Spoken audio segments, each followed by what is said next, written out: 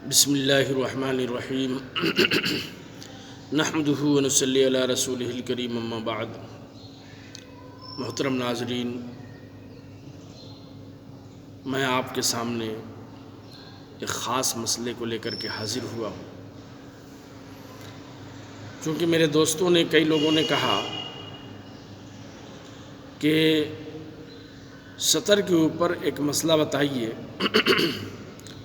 عام طور پر ابھی رمضان المبارک کا مہینہ چل رہا ہے اور لوگ سیلاب کی طرح مسجدوں میں نماز کے لیے حاضر ہو رہے ہیں۔ اللہ تمام نمازیوں کی نمازوں کو قبول فرمائے۔ مسئلہ دراصل یہ ہے کہ عام طور پر لوگ جس طرح کے کپڑے پہن کے آ رہے ہیں مسجدوں میں، ایک تو یہ ہے کہ کرتا شلوار پہن کے آ رہے ہیں، لنگی اور کرتا پہن کے آ رہے ہیں، ایک الگ بات ہے، لیکن عام طور پر لوگ اس طرح کی جینس اور اس طرح کی شرٹ پہن کے آ رہے ہیں کہ وہ رکوع میں اور سجدے میں جا رہے ہیں تو پیچھے سے سطر کھل جا رہا ہے، سطر کا اکثر حصہ کھل جا رہا ہے اور پیچھے کا اکثر حصہ نظر آنے لگتا ہے، جبکہ مرد کے سطر کے بارے میں علماء نے لکھا ہے کہ مرد کا سطر ناف سے لے کے گھٹنوں تک ہے۔ اس درمیان کی کوئی جگہ اگر کھل جاتی ہے تو گویا کہ اس کا سطر کھل گیا، اور نماز کی حالت میں اگر سطر کھل گیا تو نماز نہیں ہوگی، اس لیے کہ نماز میں سطر کا ڈھانکنا، سطر کا چھپانا شرط ہے۔ نماز کے شرائط میں سے ایک شرط سطر کا ڈھانکنا بھی ہے، لیکن عام طور پر لوگ نمازیں تو پڑھ رہے ہیں، آگے صف میں لگ گئے، بیچ کی صف میں لگ گئے، ان کے پیچھے جو لوگ کھڑے ہوتے ہیں ان کی نظریں پڑتی ہیں پیچھے،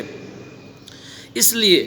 اس کا خاص خیال رکھا جائے۔ عورتوں کے سطر کے بارے میں تو صاف لفظوں میں ہے بھائی کہ عورتوں کا سطر تو پورا جسم ہی ہے، پورا بدن ہی ڈھک کر کے ان کو نماز پڑھنا ہے، اور ہر اعتبار سے عورت نام ہی ہے، ڈھکی ہوئی چیز کا نام ہی عورت ہے، لہذا عورت کے لیے تو ہر اعتبار سے پورے بدن کو ڈھکنا یہ ضروری ہے۔ مرد کے لیے جو مرد حضرات نمازوں میں شامل ہو رہے ہیں، نمازیں پڑھ رہے ہیں، اللہ ان کی نمازوں کو قبول کر لے، لیکن اتنی بات ضرور ہے کہ سطر کھل جانے کے بعد نماز نہیں ہوگی، لہذا سطر ڈھکنے کا خاص لحاظ رکھا جائے، اور کوشش کریں کہ آپ جنس ہی پہن رہے ہیں یا کوئی اور بھی کپڑا پہن رہے ہیں تو کرتا ڈھانک لیں، یا جو ہے لمبا کرتا پہن لیں، یا جو ہے لمبی سی شرٹ پہن لیں تاکہ آپ کا سطر نہ کھلے۔ اگر سطر آپ کا کھل گیا تو آپ کی نماز نہیں ہوگی، نماز تو دور کی بات ہے نہیں ہونا، اور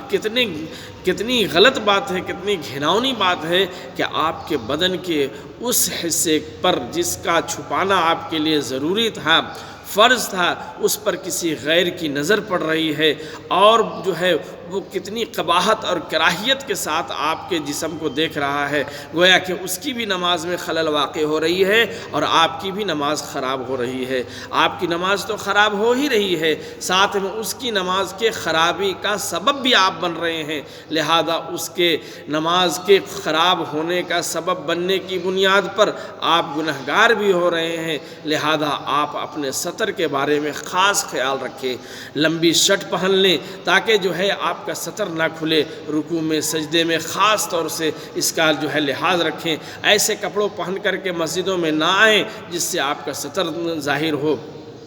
سطر کھل جائے، بلکہ ایسے کپڑے پہن کر کے آپ مسجدوں میں آئیں جس کے ذریعے سے آپ کا سطر ڈھکا ہوا ہو، آپ کی نماز قبول ہو، اور شرائط نماز میں سے یہ شرط جو ہے مکمل طور سے آپ کی پائی جائے۔ اللہ تعالی ہمیں آپ کو عمل کی توفیق عطا فرمائے۔